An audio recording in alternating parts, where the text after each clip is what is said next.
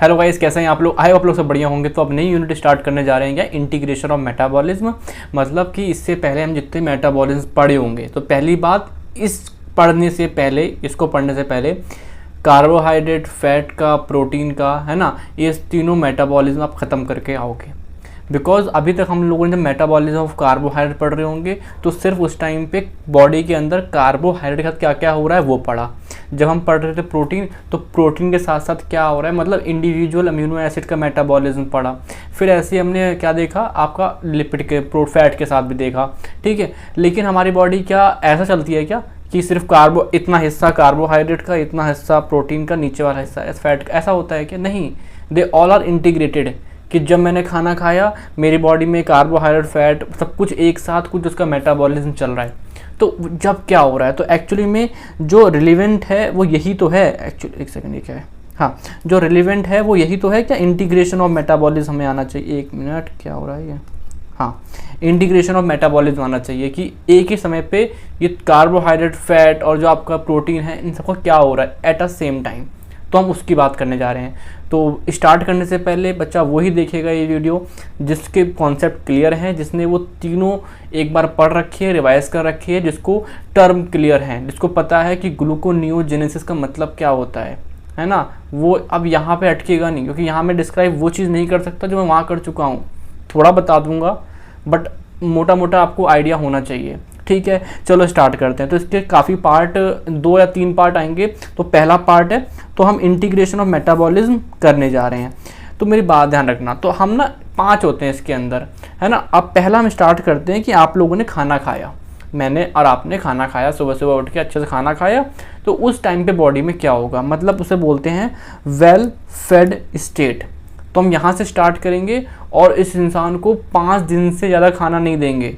तो उस बीच में बॉडी में क्या क्या सोर्स ऑफ एनर्जी बदलते रहते हैं वो हम पढ़ते रहेंगे, ठीक है। तो हम स्टार्टिंग यहाँ से करते हैं क्या, वेल फेड स्टेट से। वेल फेड स्टेट का मतलब क्या है कि आपने जो खाना खाया है उसको बीते हुए केवल 4 घंटे से कम हुए हों, कि आपने जो खाना खाया वो 4 घंटे से कम उस टाइम पे, ठीक है। चलो, इसका मतलब ये है कि वेल फेड स्टेट का मतलब ये है, जो मैंने खाना खाया तो मेरी बॉडी के अंदर क्या बड़ा होगा बताओ, जहाँ क्या बड़ा होगा, ग्लूकोज बड़ा होगा। क्या बड़ा होगा बताओ, अमीनो एसिड। आपने खाया होगा ना, प्रोटीन वगैरह भी खाया होगा, तो डाइटरी अमीनो एसिड बड़ा होगा।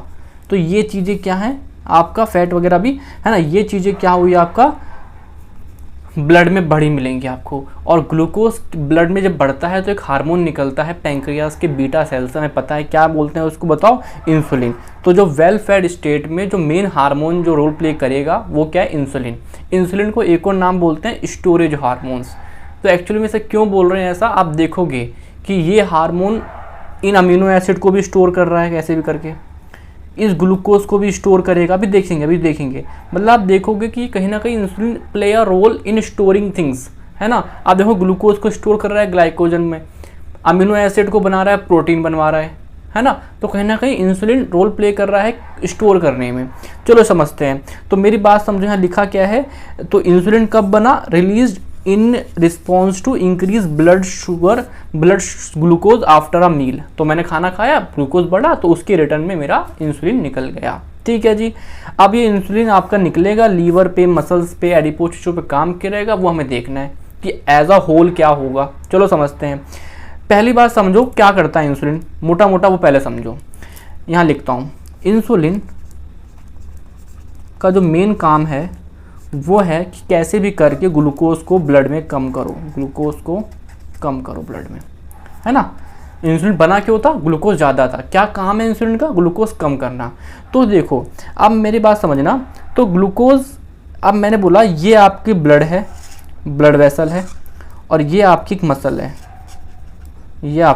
है, है ना। अब ब्लड में क्या है, ये ब्लैक क्या दिख रहा है बताओ, ग्लूकोज। क्या दिख रहा है, ग्लूकोज, है ना। और ये एक रिसेप्टर होता है जिसका नाम है ग्लूकोज ट्रांसपोर्टर, कौन सा, GLUT4, ठीक है। तो इंसुलिन क्या बोलेगा GLUT4 से, इंसुलिन गया इसके पास और एक्टिव कर दिया GLUT4 को, जो कि इस ग्लूकोज को अंदर ले लेगा, ग्लूकोज अंदर आ गए, मसल्स के अंदर आ गए, है ना। तो मुझे बताओ इंसुलिन ने क्या किया, ब्लड में जो ग्लूकोज था उसको मसल्स के अंदर ट्रांसफ़र कर दिया, एडिपोज टिश्यू के अंदर ट्रांसफ़र कर दिया।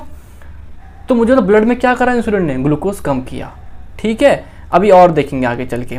और मुझे बताओ ग्लाइकोजेनेसिस मतलब कि ग्लाइकोजन बनाना, ग्लाइकोजन कैसे बनता है, ग्लूकोज से, तो कम होगा, हाँ कम होगा ग्लूकोज।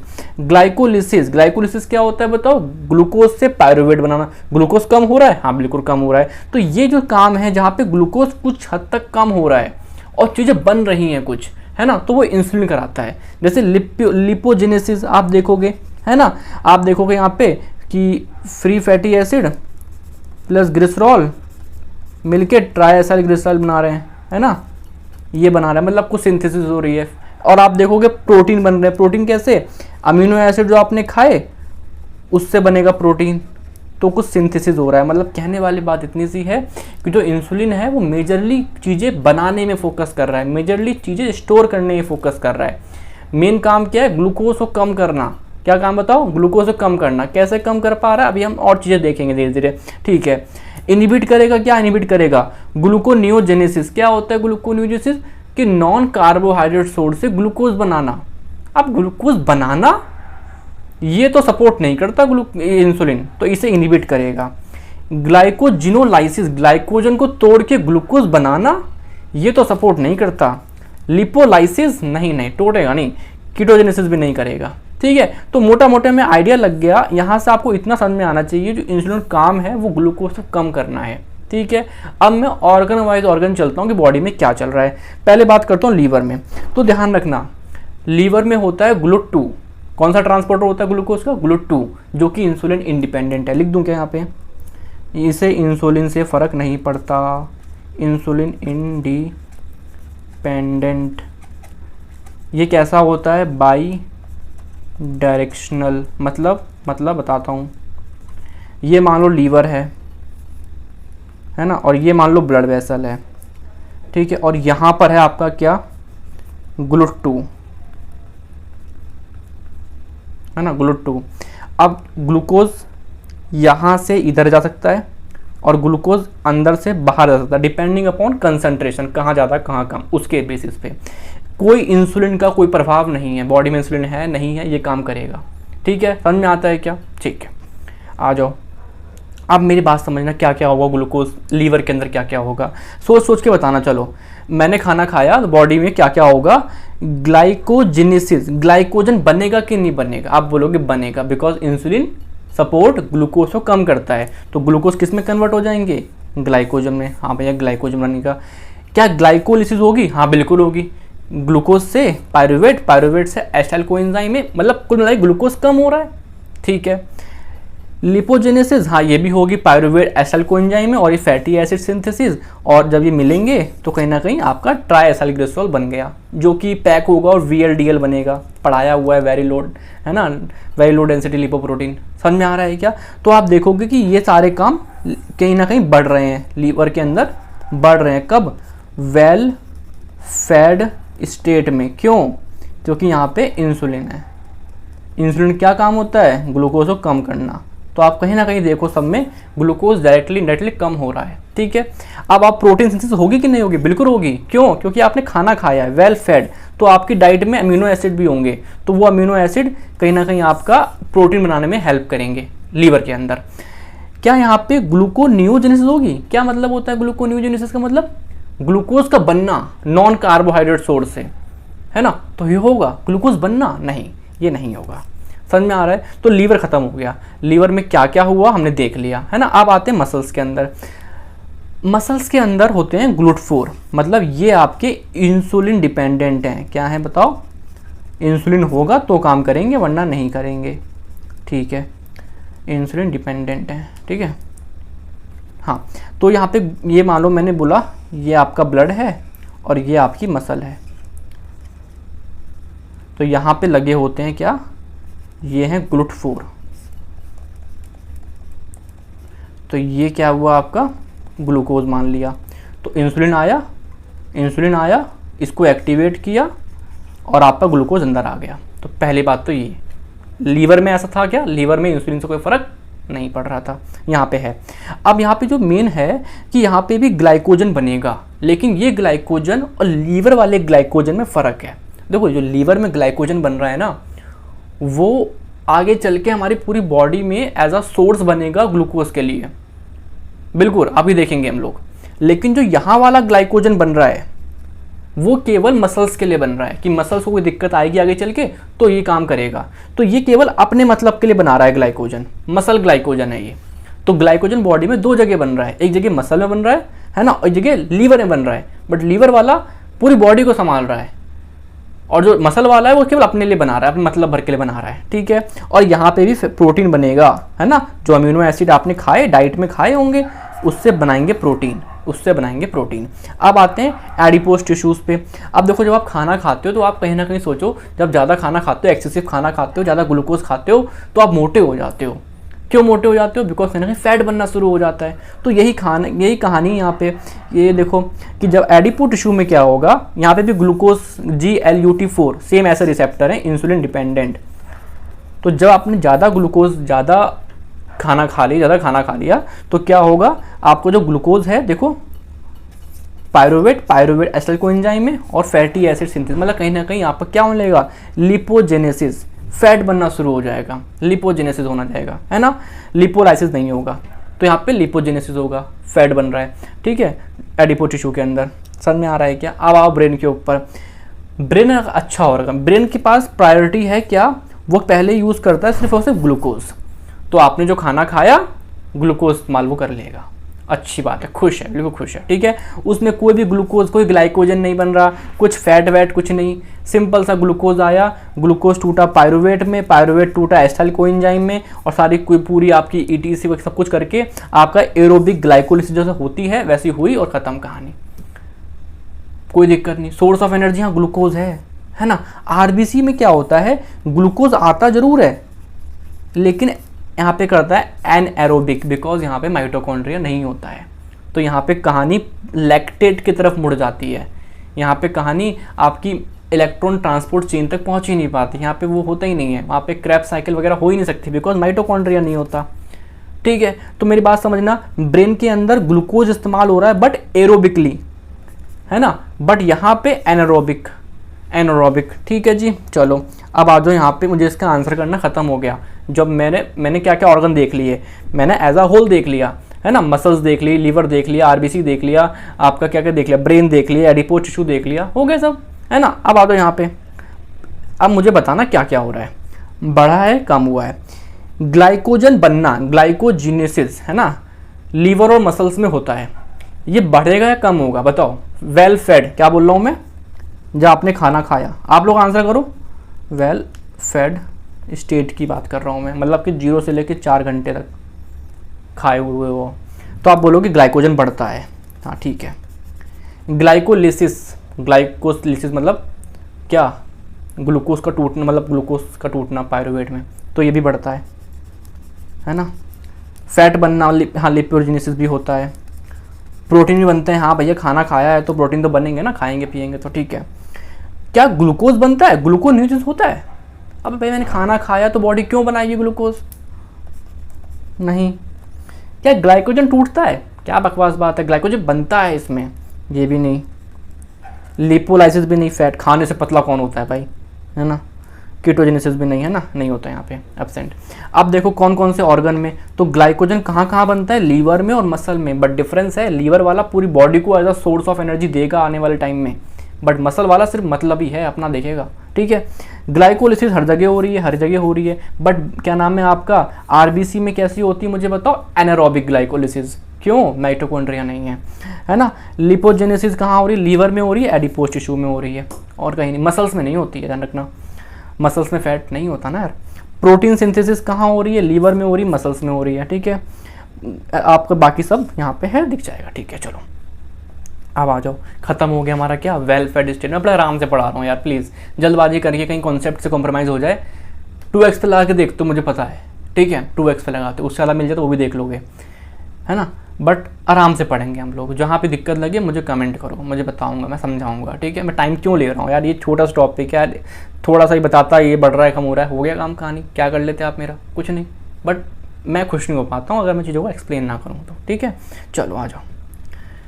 अर्ली फास्टिंग स्टेट मतलब कि आपने खाना खाया 4 घंटे तक तो हो गया वेल फेड। 4 से 16 मतलब आपने खाना खाया और आप सोते हो रात में, उस टाइम का जब 4 घंटे बाद आपने खाना खाया 8 बजे, आप 8 से 4 12 बजे करीब सो गए। उसके बाद जो आप खाना खा ही नहीं रहे हो, सो रहे हो, बॉडी में क्या क्या चल रहा है सोचो। हर व्यक्ति गुजरता है इस सबसे, है ना। तो उस टाइम पे बॉडी में यार आपने खाना तो खाया नहीं, बॉडी में ग्लूकोज तो आप खा नहीं रहे हो, है ना, कोई कार्बोहाइड्रेट जा नहीं रहा है, तो बॉडी में क्या हो रहा है, क्या सोर्स हो रहा है। तो यहाँ पे मेन दिक्कत ये मेन क्या है कि मैं कैसे ब्लड में ग्लूकोज को मेंटेन करूँ, ब्रेन आरबीसी के लिए कैसे मेंटेन करूँ।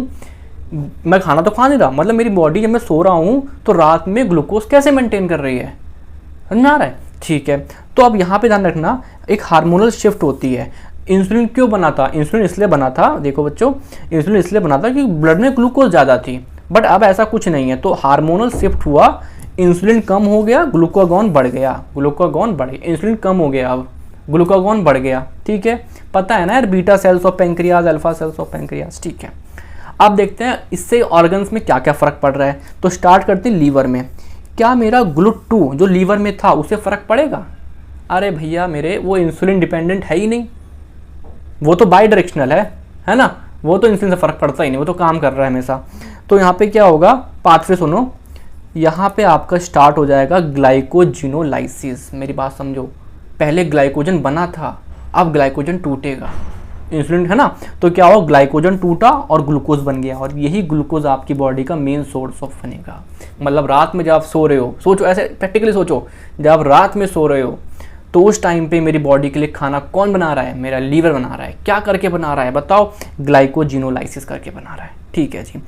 ग्लूकोनियोजेनेसिस स्टार्ट हो जाएगी बट डोमिनेंट नहीं है अभी, मतलब नॉन कार्बोहाइड्रेट सोर्स से भी ग्लूकोज बनना स्टार्ट हो रही होगी, एलिनिन से, लैक्टेट वगैरह से, बट अभी डोमिनेंट नहीं है। अभी देखेंगे आपका जो ग्लाइकोजेनेसिस है वो बंद हो जाएगा, कम हो जाएगा, लिपोजेनेसिस है वो भी कम हो जाएगा। फैट बनना क्यों बनेगा? फैट ग्लूकोज नहीं है ना, अपोजिट है बिल्कुल उसका।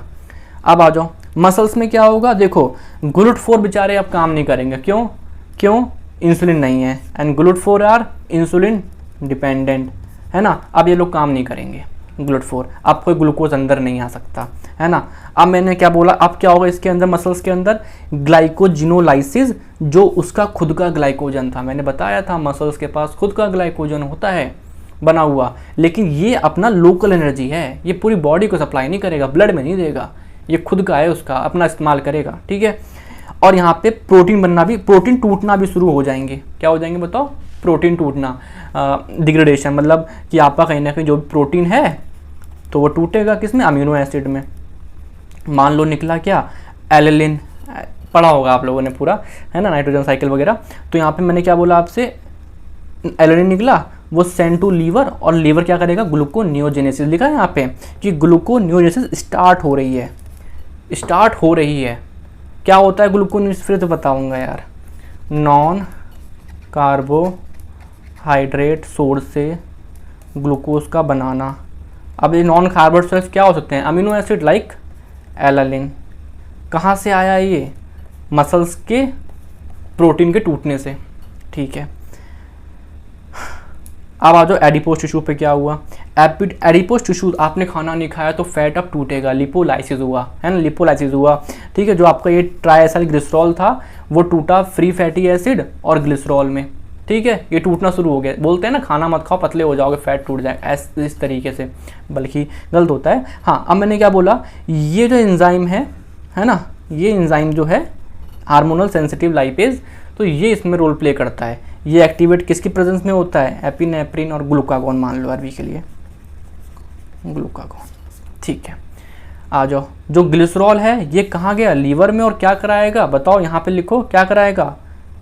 ग्लिसरॉल, नॉन कार्बोहाइड्रेट से ग्लूकोज बनाने की ग्लूकोनियोजेनेसिस, ठीक है। और जो फ्री फैटी एसिड था उसको यूज बाय मसल्स, हम आगे चल के देखेंगे, ऑक्सीडेशन वगैरह, बीटा ऑक्सीडेशन, है ना, होगा।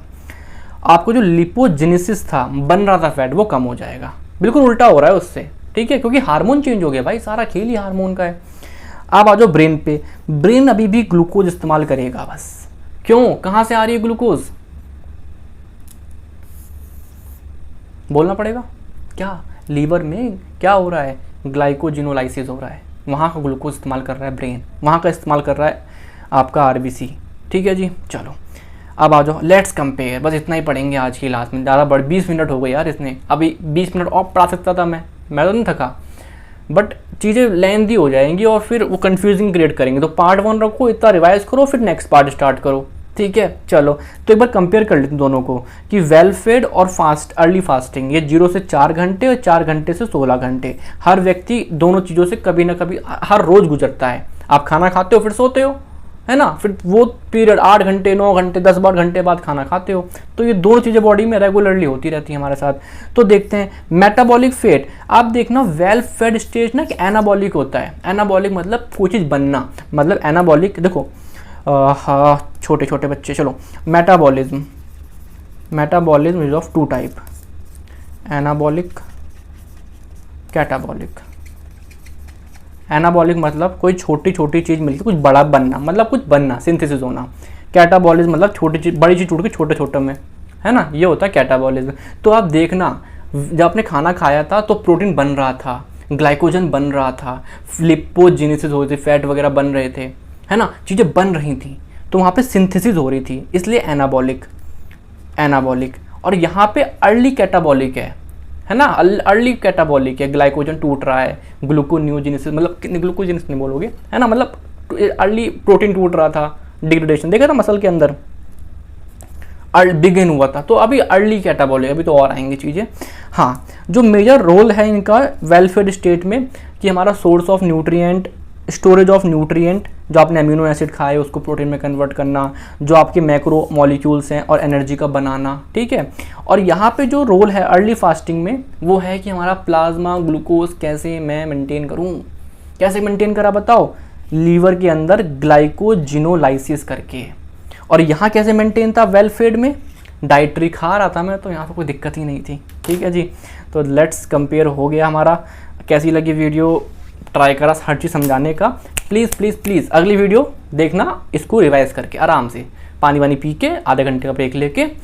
वैसे वीडियो है ना, मैं जब भी मिले, पता नहीं तो टाइम होता है कि नहीं, आप लोग एग्जाम के टाइम देखते हो बस, बट ऐसा अच्छा नहीं होता, पता नहीं, मुझे ऐसा लगता है कि बायोकेमिस्ट्री को बच्चे बहुत कम टाइम देते हैं। And trust me, one of the most interesting subject है फर्स्ट ईयर का ये, जिसमें आपको लगता है कि हाँ यार आपको कुछ मेडिकल फील्ड का भी कुछ आ रहा है, आप एक रिपोर्ट देख के भी कुछ बता सकते हो, बट बच्चा बहुत कम टाइम देता है, पूरा साल एनाटमी और इसमें लगा रहता है, बहुत आखिरी में पढ़ता है तो उस चीज़ को फील वो ले ही नहीं पाता। फिर बच्चा परेशान रहता है कि यार याद कैसे करूँ, मेरे पास कुछ आंसर नहीं होता है।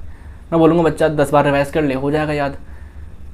लेकिन एक्चुअली में अगर आप शुरू से पढ़ो और डेली 2-2 लेक्चर एक लेक्चर देखो, हफ्ते में 4 लेक्चर भी देखो, तो आप उसका फील ले पाओगे, देन आप रियलाइज़ कर पाओ कितना इंटरेस्टिंग सब्जेक्ट है ये। बट क्या कर सकते हैं, बच्चा आखिरी में ही पढ़ता है और आखिरी में वो एक साथ 10 लेक्चर निपटाता है, देन वो फील नहीं ले सकता भाई, नहीं ले सकता। चलो ठीक है, थैंक यू, बाय।